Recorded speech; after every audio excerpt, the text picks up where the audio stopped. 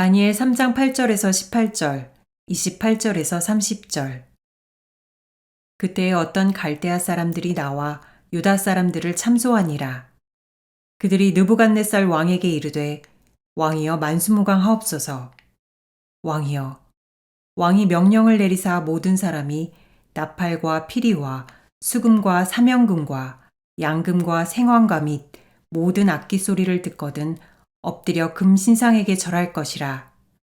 누구든지 엎드려 절하지 아니하는 자는 맹렬히 타는 풀무불 가운데 던져 넣음을 당하리라 하지 않으셨나이까. 이제 몇 유다 사람 사드락과 메삭과 아벳느고는 왕이 세워 바벨론 지방을 다스리게 하신 자이거늘. 왕이여, 이 사람들이 왕을 높이지 아니하며 왕의 신들을 섬기지 아니하며 왕이 세우신 금 신상에게 절하지 아니하나이다. 느부갓네살 왕이 노하고 분하여 사드락과 메삭과 아벳느고를 끌어오라 말하매 드디어 그 사람들을 왕의 앞으로 끌어온지라. 느부갓네살이 그들에게 물어 이르되, 사드락, 메삭, 아벳느고야, 너희가 내 신을 섬기지 아니하며 내가 세운 금신상에게 절하지 아니한다 하니 사실이냐? 이제라도 너희가 준비하였다가 나팔과 피리와 수금과 사명금과 양금과 생황과 및 모든 악기 소리를 들을 때 내가 만든 신상 앞에 엎드려 절하면 좋거니와, 너희가 만일 절하지 아니하면 즉시 너희를 맹렬히 타는 풀무불 가운데 던져 넣을 것이니 능히 너희를 내 손에서 건져낼 신이 누구이겠느냐 하니, 사드락과 메삭과 아벳느고가 왕에게 대답하여 이르되, 느부갓네살이여, 우리가 이 일에 대하여 왕에게 대답할 필요가 없나이다. 왕이여, 우리가 섬기는 하나님이 계시다면 우리를 맹렬히 타는 풀무불 가운데서 능히 건져내시겠고 왕의 손에서도 건져내시리이다. 그렇게 하지 아니하실지라도 왕이여, 우리가 왕의 신들을 섬기지도 아니하고 왕이 세우신 금신상에게 절하지도 아니할 줄을 아옵소서. 느부갓네살이 말하여 이르되, 사드락과 메삭과 아벳느고의 하나님을 찬송할지로다. 그가 그의 천사를 보내사 자기를 의뢰하고 그들의 몸을 바쳐 왕의 명령을 거역하고 그 하나님 밖에는 다른 신을 섬기지 아니하며 그에게 절하지 아니한 종들을 구원하셨도다. 그러므로 내가 이제 조서를 내리노니 각 백성과 각 나라와 각 언어를 말하는 자가 모두 사드락과 메삭과 아벳느고의 하나님께 경솔히 말하거든 그 몸을 쪼개고 그 집을 걸음터로 삼을지니 이는 이같이 사람을 구원할 다른 신이 없음이니라 하더라. 왕이 드디어 사드락과 메삭과 아벳느고를 바벨론 지방에서 더욱 높이니라. 여러분, 세상과 교회, 또 교회와 세상, 이 둘에 대해서 늘 동일한 한 가지, 사실 두 가지가 되겠네요. 두 가지 공식이랄까요? 이게 있어요. 세상과 교회, 교회와 세상, 뗄래야 뗄 수는 없습니다. 하나는 항상 교회는 세상 한 복판에 있어요. 그러잖아요. 교회가 어디 있는가 보면 사람들이 있는 곳에 교회가 있어요. 그래서 세상 한 복판에 항상 교회는 존재를 합니다. 예나 지금이나 똑같아요. 근데 또 한 가지 사실은 뭔가 하면은 교회와 신자 그리고 세상과 교회 또 신자 그 사이에는 어떤 간격이 있어요. 분리가 있다고요. 분리. 요 두 가지가 항상 사실인 것 같아요. 교회는 세상 한복판에 있고 한복판에 있긴 하지만 분리가 되어 있다는 거지요. 세상과 교회가 또 세상과 신자가 분리가 되어 있어요. 여러분 실제로 교회가 저 깊은 산속에 있거나 일반적으로 그러지는 않잖아요. 또 어디 외따로 수도원처럼 저 먼 곳에 있거나 그러지 않잖아요. 늘 세상, 비유적으로 보면 시장, 사람들 많은 그 복판에 교회가 있어요. 그러니까 세상과 교회가 이게 분리되어 있다라고 할 때 그 분리는 일단 장소적인 분리는 아니에요. 멀리 있는 게 아니고 외따로 섬이나 산 속에 있는 게 아니고 세상 속에 있으니까 장소적인 분리가 아니고 영적인 분리를 말하죠. 또 겉으로 외적으로 보이는 이런 분리, 우리도 밖에 우리 교회 밖에 나가면 주일날 많은 사람들 만나잖아요. 교회 안 다니는 사람들, 불신자들. 그냥 섞이면 몰라요. 누가 누군지를.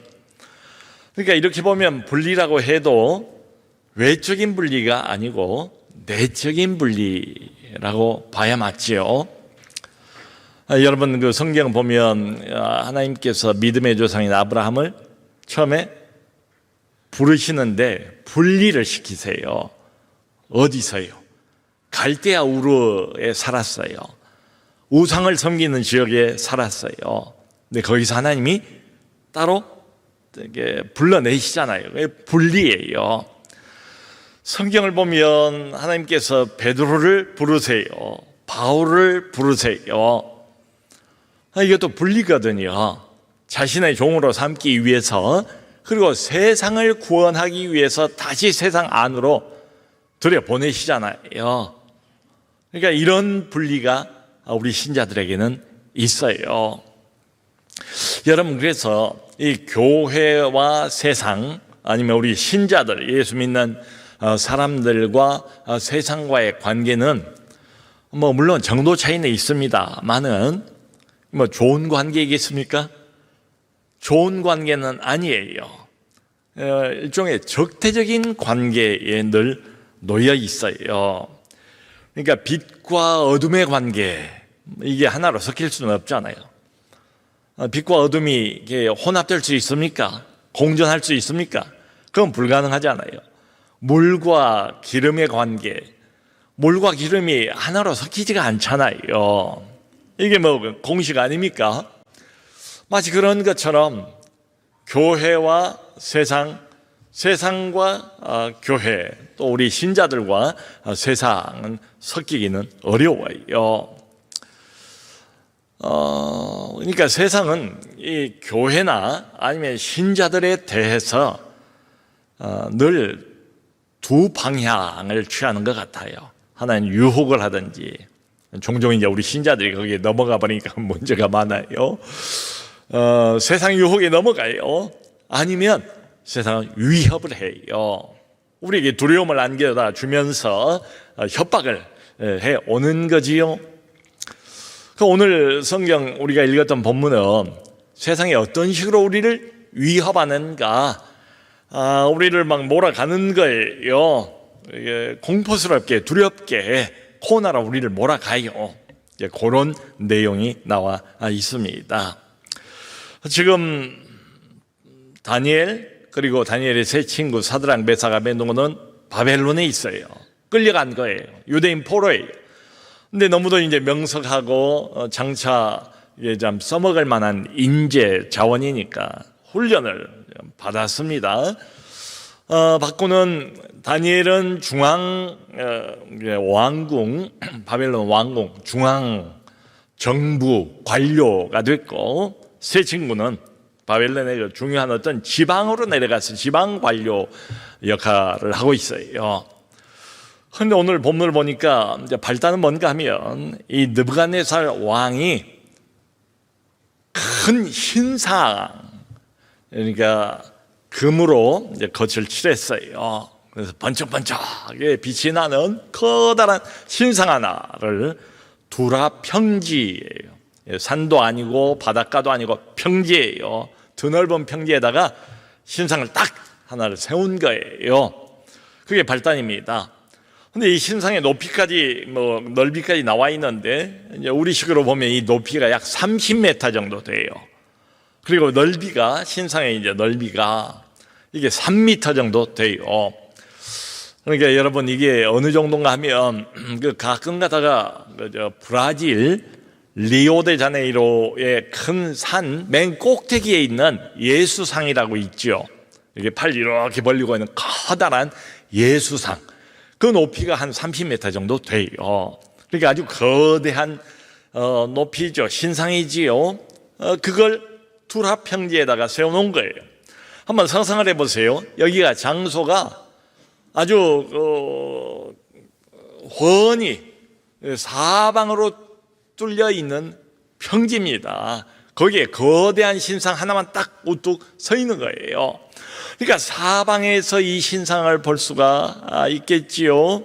그야말로 이 신상을 뭐랄까요, 뽐내고 자랑하고 과시하기가 얼마나 좋은 장소입니까? 그리고 모든 사방에 다 볼 수 있는 그 신상이기도 하고, 많은 사람들이 한꺼번에 몰려와서 그 앞에 함께 엎드려서 경배하고 절할 수 있는 이런 장소이기도 하고 말이지요. 이 신상을 거기다 세워놨다는 거예요. 그런데 여러분, 지금 다니엘 3장 이때가 언젠가 하면 지난주 우리가 봤잖아요. 다니엘서 2장에서 다니엘이 이 느부갓네살 왕이 본 희한한 꿈, 신비로운 꿈, 그 꿈을 해석을 하지 않습니까? 그 꿈은 한 커다란 신상에 관한 것이었잖아요. 아무도 그 해석을 못했는데 다니엘이 가서 해석을 해주잖아요. 그 꿈 해석이 있고 난 이후에요. 자, 그러니까 지금 이 느부갓네살 왕은 다니엘을 통해서 다니엘이 꿈 해석을 너무나 잘했잖아요. 그리고 다니엘을 존경하는 마음까지 갖게 됐지 않습니까?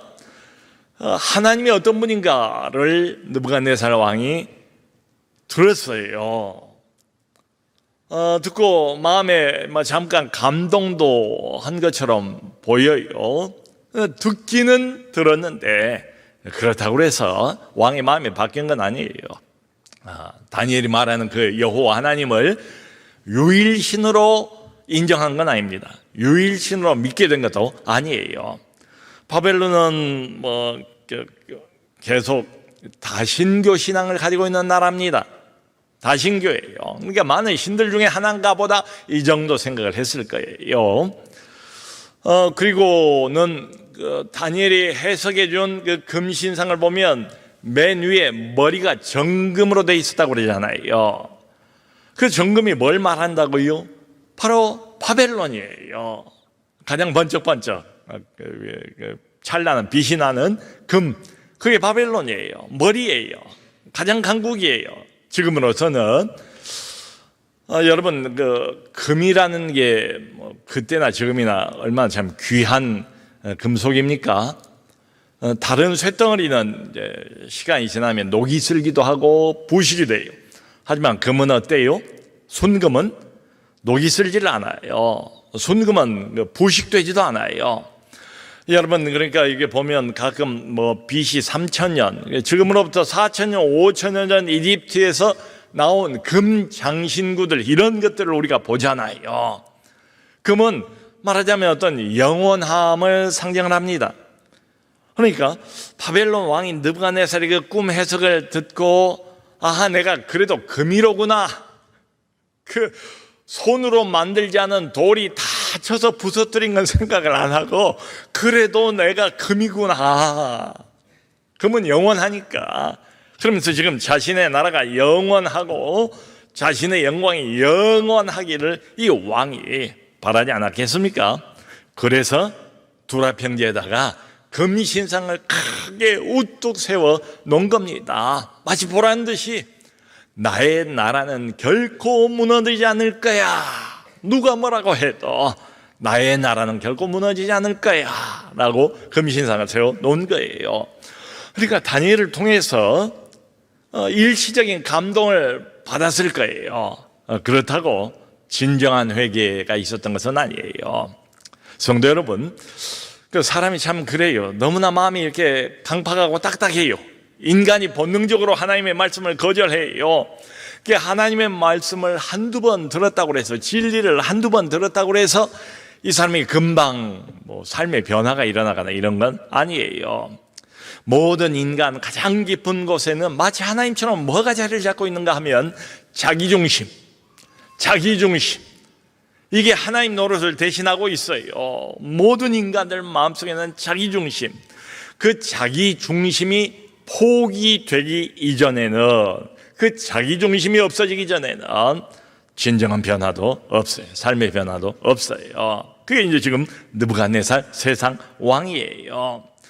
그리고는 이 거대한 높이 30m의 신상을 이제 다 만들었어요. 그리고 금으로 바깥을 칠했으니까 햇빛이 반짝일 때 얼마나 찬란한 빛이 나겠습니까? 그래서 드디어 낙성식을 한 때가 됐대요. 낙성식. 근데 이 느부갓네살 왕이, 바벨론이 다스린 지역이 굉장히 넓거든요. 모든 관료들은, 중앙 관료든 지방 관료는 다 모여라, 여기 절하기 위해서 명령을 하달했어요. 그러니까 이 말 한마디에 모든 중앙 관료들, 모든 지방에 한다 하는 고급 관료들이 다 두랍병지로 모인 거예요. 아마 적어도 그 숫자가 1000명 이상은 됐을 거고, 많이 보면 수천 명이 모였을 것 같아요. 참 얼마나 대단한 광경이겠습니까? 다 모인 거예요. 그리고 여기 이제 앞에 6절을 보면 아주 그 얼음장을 놓습니다. 만일에 이게 동시라는 것은 이제 악기 소리가 나면 다 절을 하게 돼 있어요. 동시에 누구든지 절을 하지 않는다면 그 사람은 뜨겁게 타는 풀무불 속에 집어넣겠다, 죽이겠다 이거지요. 풀무불이라면 요즘으로 치면 쇠를 녹이는 용광로를 말해요. 이렇게 엄포를 놓습니다. 그리고 드디어 낙성식이 시작이 된 거예요. 그러니까 각종 악기 소리와 함께, 요란한 소리와 함께 그 많은 관료들이, 바벨론을 다스리는 모든 관료들이 엎드려서 이 신상에게 절을 하는 이 장면을 한번 생각을 해보세요. 그러니까 이게 뭡니까? 사실은 바벨론 제국 전체가 이 느부갓네살 왕, 인간신, 이 사람에게 충성을 맹세하는 장면이지요. 그러니까 이 신상을 자신의 어떤 정치적인 도구로, 종교를 빌린 정치적인 도구로 활용을 한 거예요. 이건 마치 지금 바로 가까운 곳에 있는 북한 평양 가면 만수대라고 있지 않습니까? 만수대 가면 가끔 가다가 그 뉴스에서 그거 보이잖아요. 그 김일성, 김정일 두 부자의 거대한 동상이 서 있어요. 그 높이가 약 22m나 된대요. 그 신사, 북한은 일종의 두 사람이, 김일성, 김정일, 이 두 부자지요. 이 두 사람을 신격화 시켰습니다. 북한 사회 전체가 우상화, 종교화 되어 있는 아주 특별한 나라예요. 거기에 절하지 않고 이 김부자에 대한 애우를 갖추지 않으면 북한에서는 굉장히 심각한 범죄로 생각을 합니다. 주민들은 이게 반역죄로 걸릴 수가 있어요. 심지어는 외국인들, 관광객들도 가서 참배를 하도록, 거기에 절을 하도록 그렇게 강요를 하는 이런 형편이에요. 가면 아주 경건한 마음을 가지고 거기서 엎드려서 절을 하고 인사를 하고 꽃을 바치고 이런 장면을 우리가 보지 않습니까? 마치 그런 것처럼요. 자, 그런데 이제 문제가 발생했습니다. 뭔가 하면 모든 관료가 다 엎드려 절을 하는데 고개를 뻣뻣이 들고 절을 하지 않는 사람이 딱 3사람이 있었던 거예요. 누군가 하면 유대에서 끌려온 소년, 원래 포로였지요. 지금은 이제 지방 관료로 이제 일을 하고 있는 이 3사람은 사드락, 메삭, 아벳느고, 이 3사람이 절을 안 해요. 그러니까 고발을 당했습니다. 그리고는 끌려온 거예요. 왕 앞에 직접. 아니, 왕이 엄중히 명령을 했고, 그리고 절을 하지 않으면 어떤 대가를 치를 것인가까지도 이야기를 했는데, 왕이 일부러 낙성식에 참여를 해서 이 전체 의식을 주관을 하고 인도를 하는데 버티고 절을 안 하는 이 3사람. 그러니까 심각하지요. 왕이 직접 신문을 시작을 하는 겁니다. 이게 사실인가를 확인을 했어요. 이게 사실이에요. 그리고는 자기가 왕이지만 자비로운 왕이라는 것을 나타내 보이길 위해서 한 번 더 기회를 주겠다. 지금이라도 늦지 않았다. 너희가 어쩌다가 기회를, 시간을, 타이밍을 못 맞췄을 수도 있으니까 지금이라도 이 금신상에 절을 하면 내가 너희들을 용서하겠다라고 이야기를 하는 거예요. 자, 여러분, 이렇게 되어서 지금 이제 이 상황이 어떻게 이게 바꾸어지는가 하면 이 세상신 느부갓네살입니다. 인간신, 가짜신, 이게 느부갓네살 왕이에요. 이 세상신과 진짜 신인 우리 여호와 하나님과의 대결, 신의 대결적인 국면으로 상황이 바뀌어져 버렸어요. 자, 그런데 여기 세 사람은 지방 관료에 불과합니다. 근데 지금 상대는 누굽니까? 막강한 세상 권력을 한 손에 거머쥐고 있는 왕 중의 왕. 당시에 고대 근동지방의 가장 최고의 권력을 자랑하고 있는 느부갓네살 왕이에요. 그 앞에서 누가 무슨 말을 감히 그런 왕하고 대결을 하는 셈이 되고 말았어요. 자, 그런데 정말 희한한 것은 여기 16절을 보면 이 느부갓네살 왕의 자비로운 제안, 그러니까 한번 기회를 줄 테니까 지금이라도 늦지 않았다, 목숨을 살려줄 테니 절해라 라고 이야기를 한 거예요. 근데 이 세 젊은 관료들이 정말 겁도 없이 이구동성으로 이런 말을 하는 거예요. 왕이요, 왕이 하신 그 제안에 대해서는 우리가 대답할 필요조차 없습니다. 여러분, 이게 무슨 의미겠어요? 왕의 그 제안은 뭐 고민할 필요가 없는 문제입니다. 그것은 너무도 간단한 결론을 우리는 가지고 있습니다. 어떤 위협이 있어도 우리의 마음은 이미 확정이 되어 있습니다. 뭐 이런 뜻 아니겠어요? 왕이 설령 우리를 그렇게 해서 풀무불에 집어넣는다 할지라도 왕보다 훨씬 더 위대하신 우리 하나님께서 우리를 건져내실 겁니다. 이런 말을 해요. 그리고 이어서 여기 18절에 유명한 말을 하지 않습니까? 그리 아니하실지라도 우리는 왕이 만든 그 바벨론의 신들을 섬기지도 않을 것이고 왕의 금신상에 절하지도 않을 겁니다. 여러분, 지금은 왕의 뭐 일부러 무슨 속을, 화난 속을 부채질하는 것처럼 이런 말까지를 덧붙여 가지고 자신들의 신앙 고백을 하는 거예요. 이 왕 앞에서 이 세 사람의 말이죠. 이게 뭡니까? 그야말로 지금 죽음이 바로 눈앞에 있는데도 불구하고 일사각오의 신앙을 가지고 이런 고백을 하는 거지요. 우리의 주인은 딱 한 분밖에 없습니다. 우리의 주인은 그 누구도 아닙니다. 저 금신상도 아니고 눈앞에 있는 막강한 권력을 행사하면서 우리를 위협하고 있는 당신도 우리의 주인이 아닙니다. 우리의 주인은 언제나 오직 한 분, 하나님 한 분밖에 없습니다 하는 그 신앙 고백이거든요. 그러니까 왕의 말, 그 제안을 거절할 뿐만 아니라 왕을 자신들의 어떤 주인으로 인정하지도 않는 이들의 말. 여러분, 느부갓네살이 그야말로 1000명 이상의 수많은 고급 관료들이 다 지켜보고 있는 가운데서 벌어진 이 일, 참 얼마나 이 왕이 대노를 했겠습니까? 그야말로 참을 수 없는 경노에 휩싸여서 이 왕이 명령을 내립니다. 평소보다 저 풀무불을 7배를 더 뜨겁게 하라. 7배. 얼마나 화가 났는지 그냥 아예 이 세 사람을 그냥 녹여버릴 심산인가 봐요. 7배 뜨겁게 하라. 그래서 이 세 사람을 이제 결박해서 이제 불에 집어넣으려고 가는데요. 성경을 보니까 얼마나 불이 뜨겁게 타는지 이끌고 가던 병사들은 다 타서 오히려 죽었대요. 병사들은 다 타서 죽었고 세 사람은 결박을 당한 채로 뿔 가운데로 떨어지고 말았대요. 자, 그런데 그 뒤에 이렇게 벌어진 일들, 이 기록을 보니까 참 희한한 일이 벌어졌습니다. 이제 왕이 지켜보는 거예요.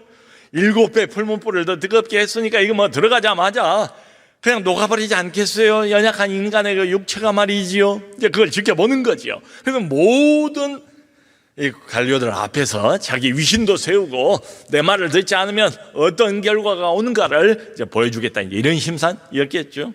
근데 이게 웬일입니까?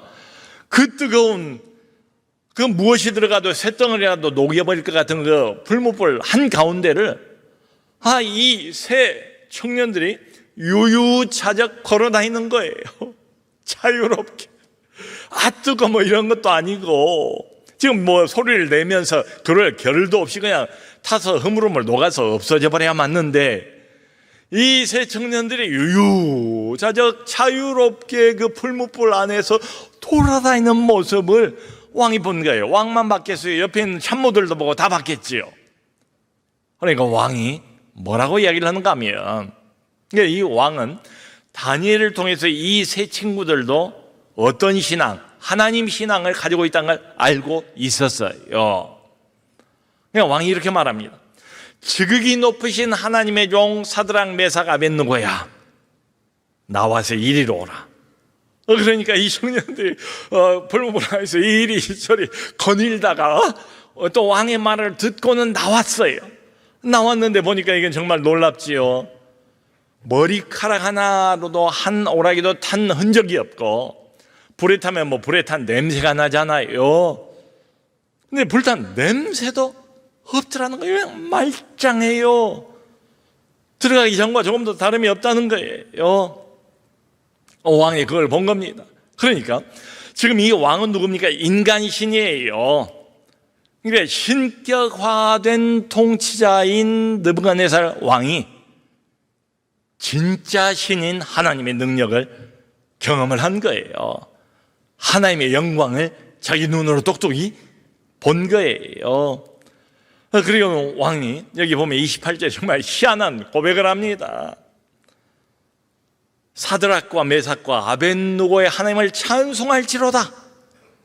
왜냐하면 왕의 명령을 거역하고 다른 신들을 섬기지 않고 오직 자기 신을 섬기는 자신의 종들을 구원하셨습니다.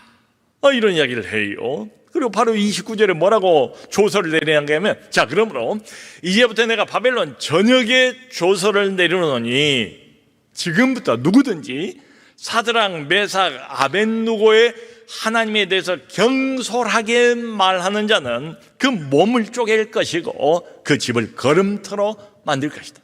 왜냐하면 이처럼 자기의 종들을 구원하는 다른 신이 없음이로다 라고 이야기를 해요. 여러분, 지금 이 자리가 어떤 자리입니까?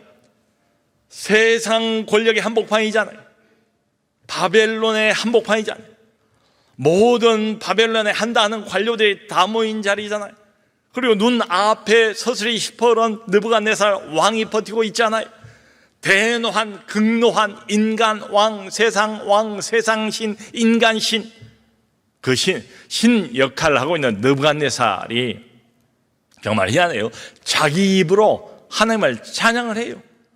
이방 왕이 자기 입으로 고백을 해요. 하나님에 대해서, 하나님이 어떤 분인가, 하나님에 대해서 함부로 말하지 말래요. 이제 앞으로는 그 누구든지. 여러분, 이게 가능한 일입니까? 이 성경을 보면 가능한 일이에요. 언제 가능합니까? 아무리 이 세상이 위협을 해도 믿음을 지키면 가능해요. 하나님은 하나님이 있어요. 하나님은 지금도 살아계시고, 하나님은 지금도 동일하신 하나님이시고, 하나님은 지금도 온 세상에 자신의 이름을 높이기를 원하세요. 자신의 영광을 나타내기를 원하세요. 그걸 위해서는 사람이 필요하대요. 근데 조건 하나가 있어요. 뭔가 하면 하나님을 끝까지 믿어야 돼요. 여러분, 하나님을 세상의 위협 한복판에서도 권력의 위협, 돈의 위협, 아니 뭐 기타 등등 어떤 위협이든지 간에 뭐 직위를 가지고 위협할 수도 있고 뭐 세상의 위협이 많아요. 그 위협을 맞닥뜨렸지만은 여전히 하나님을 향한 일편단심의 신앙, 그것을 끝까지 붙들고 놓치질 않으면 그 다음부터는 하나님이 일하신다. 하나님이 기적을 일으키신다. 자기의 종들을 구원하신다. 그러니까 이렇게 보면 우리가 세상을 살아가면서 하나님의 이런 기적을 체험하지 못하는 이유는 우리가 너무 빨리 이 믿음을 포기해버리는 것이 아닌가. 말하자면 하나님께서 기적을 일으킬 틈을 주지를 않는 것 아닌가. 세상이 조금만 위협을 하면 그냥 지레 나는 그냥 겁을 먹고 뒤로 물러나버리고 믿음을 포기해버리고 세상과 타협하고 세상과 손잡는, 그러니까 하나님께서 기적을 일으키실 수 있으려면은 끝까지 가봐야 되는데, 벼랑 끝까지 가봐야 하는데, 불못불 안으로까지 들어가 봐야 하는데 너무도 두렵고 공포스러우니까 인간적으로는 이해가 가지요. 그냥 진즉에 마음을 닫고 믿음을 포기해버리고 세상 앞에 엎드려 절하고, 그리고는 기적도 일어나지 않는 것은 아닌가 하는 생각이 들어요. 자, 그런데 여러분, 우리가 꼭 오늘 3장에서 놓치지 말아야 할 거 하나는 뭔가 하면 25절입니다. 이 느부갓네살 왕이 이제 유심히 보는 거예요. 들어가자마자 몇 초 안에 이제 흐물흐물 다 녹아버릴 걸 기대를 하면서, 근데 유유자적 세 사람이 돌아다니는데, 이거 보니까 이게 어떤 일입니까? 셋이 들어갔는데 한 사람이 더 있는 거예요. 네 사람이 돌아다니는 거예요. 이게 무슨 마법도 아니고 마술도 아니고 분명히 셋을 집어 넣는데 넷이 돌아다니는 거예요. 함께 사이좋게. 근데 이 느부갓네살 왕이 그 네 번째 인물에 대해서 뭐라고 평을 하는가 하면, 이 네 번째 인물은 마치 신들의 아들과 같도다 라고 자기가 느낀 걸 그대로 표현을 한 거예요. 평을 한 거예요. 여러분, 신들의 아들, 하나님의 아들 누굽니까? 한 분밖에 없지요. 우리 구주 예수 그리스도, 구원자 예수 그리스도. 그러니까 예수 그리스도가 이 땅에 오시기 전에 구약 여기저기에, 그 이제 조금 공식적인 표현으로 선제, 그리스도의 선제, 그리스도가 미리 나타나신다. 여호와의 사자, 어떤 때는 천사지만 어떤 때는 하나님의 아들이신 예수 그리스도가 나타나셔서 자기 백성들을 구원하신 이런 장면들이 여기저기 나와 있어요. 그 대표적인 게 바로 다니엘 3장의 신들의 아들, 하나님의 아들, 보통 천사가 아니에요. 천사급이 아니에요. 그 이상이에요. 하나님의 아들 예수 그리스도께서 직접 나타나셔서 하나님을 위해서 목숨까지 기꺼이 아끼지 않는 이 종들을 구원하신 장면 아니겠습니까? 사랑하는 성도 여러분, 예수 그리스도는 어제나 오늘이나 동일하십니다. 예수 그리스도는 지금도 살아계십니다. 그리스도는 멀리 있지 않습니다. 우리가 위협을 당할 때, 우리가 어려움을 당할 때 그리스도는 바로 우리 옆에 계세요. 도울 만반의 준비를 하고 예수께서, 우리의 구원자께서 우리와 함께 하시다. 세상의 어떤 위협, 세상의 어떤 엄포 앞에서 이걸 우리가 기억하면 좋겠어요. 내가 혼자가 아니다. 내가 혼자가 아니다. 눈에 보이는 것보다 더 실감나게 지금도 나와 함께 하시는 예수 그리스도, 하나님의 아들, 그분이 함께 하십니다. 그분이 도와주실 겁니다. 그분이 우리를 건지실 겁니다. 그분이 구원하실 겁니다. 그리 아니하실지라도 나는 세상 신에게, 인간 신에게 절하지 않겠습니다. 그리고 타협하지 않겠습니다. 오직 한 분 하나님, 우리와 함께 하시고 우리를 구원하시는 예수 그리스도, 그분을 믿고 믿음으로 전진하는 우리 모두가 될 수 있기를 예수 그리스도 이름으로 축원합니다.